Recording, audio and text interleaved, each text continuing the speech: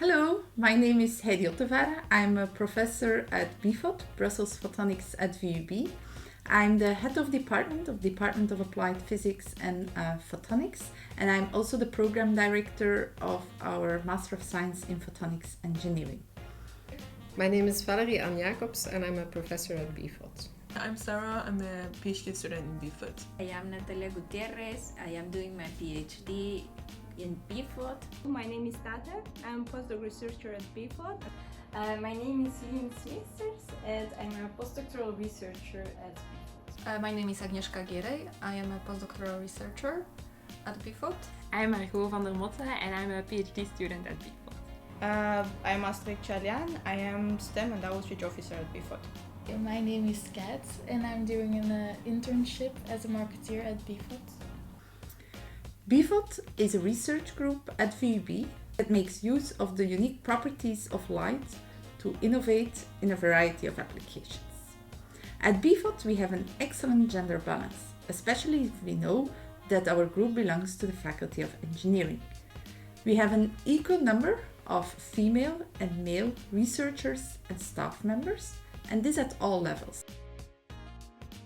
I wanted to be a designer, but I guess it was more because it is a creative work. I wanted to be a doctor. I wanted, save everyone's life. And I had a plan to have set up a small clinic in the village to make others happy.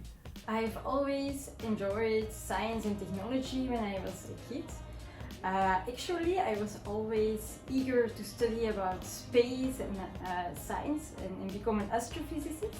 I really wanted to be a zookeeper because I really love animals, but as I got older I really got scared of certain animals. I really wanted to become a surgeon, but then I had a small accident in school and I noticed that I fainted, so I decided maybe I have to change careers. I wanted to become a scientist because of the rainbow and the solar eclipse that I saw every day. When I was a child, I always wanted to be a teacher, and then especially a mathematics teacher because I loved mathematics in high school and in primary school as well.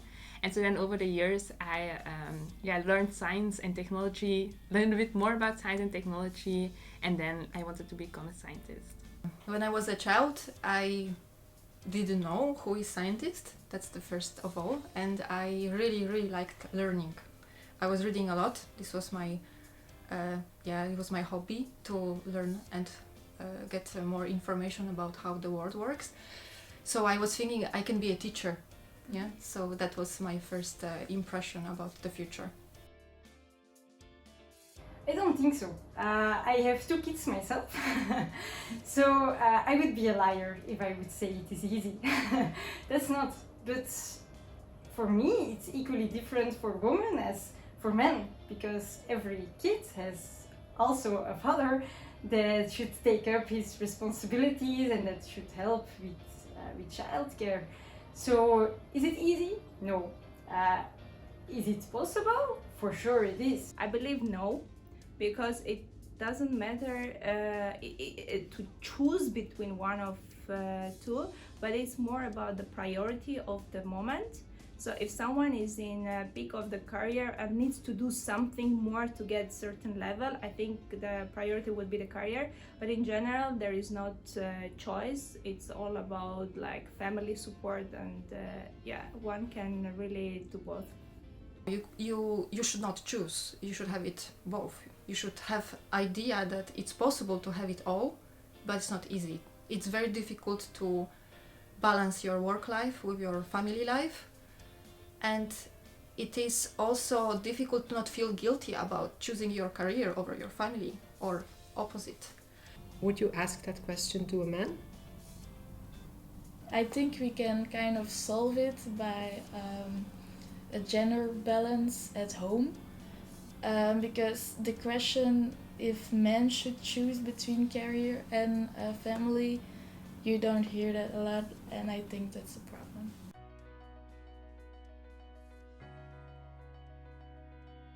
Oh yes, since high school, since bachelor years of the university, I was always compared to my male classmates, They were smarter, I was the hard worker. I don't know how come it was defined, but I was always feeling underestimated, especially from female professors, which was strange for me. The girls were underestimated in their smartness, which is not really a good point, but it never brought me down, but in opposite, it always motivated me to develop, to be better, to show that I am able to do what the others also do and do it better, but not compared to the male colleagues, but compared to me, myself, yesterday and tomorrow. So yeah, sometimes there are microaggressions that they say, oh yeah, I just called you girl, or I just did yeah, it's just that you're a girl and you don't understand these things. I have seen that. I have not personal experience, but I have seen that some girls, some colleagues experience that. So yeah, I think it's something that still needs to change. I think yes, I noticed a few times that I was not judged equally as men or as other boys in the school or in the university. The first thing that I remember, I'm a girl I was born in a developing country. So the first time that I wanted to enter the university for my bachelor in physics, I remember the position that was offered to the male, the men, was twice than the position that they offered to the woman, and it was the first time that I faced these difficulties as a woman who is interested in physics, in science.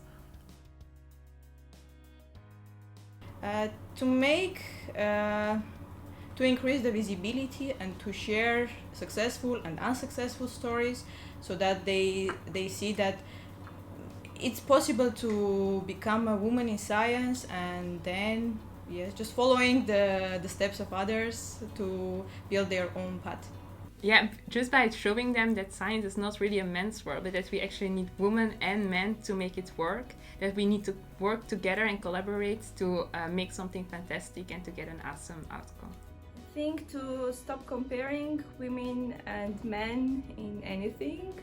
So it's not about gender, but it's more about like the ability of doing research, doing science, doing engineering. If you let young people see science experiments, connect with them, maybe play with them, they will develop an interest in that. But if it doesn't interest them, then maybe they want to relate to something else. So just expose them to it, and then if they're interested in it, you can develop it further, and they will enjoy it. Yeah, it's 50-50, right? Yeah. So B-PHOT is a great example that proves that we have equal opportunities. I think this is the only place where I really see gender balance, and I'm proud of it. And I wish we can do the same in the student chapter. I know that B-PHOT is one of the quite rare groups in our field that really truly has the gender balance, and everyone in B-PHOT feels safe regardless the gender, and it's just amazing. Yeah, I think it's quite good because we have a good balance from the master student, from the student, from the PhD student, postdoc, and also the professor. We have a really good balance in B-PHOT, and I'm so happy about it. Personally, I hope I can act as a role model for young women in science and engineering. My advice to these young women and girls is: believe in yourself and your own capabilities. Be aware of your unique set of skills and keep on looking for your niche. Work hard and, last but not least, enjoy what you're doing.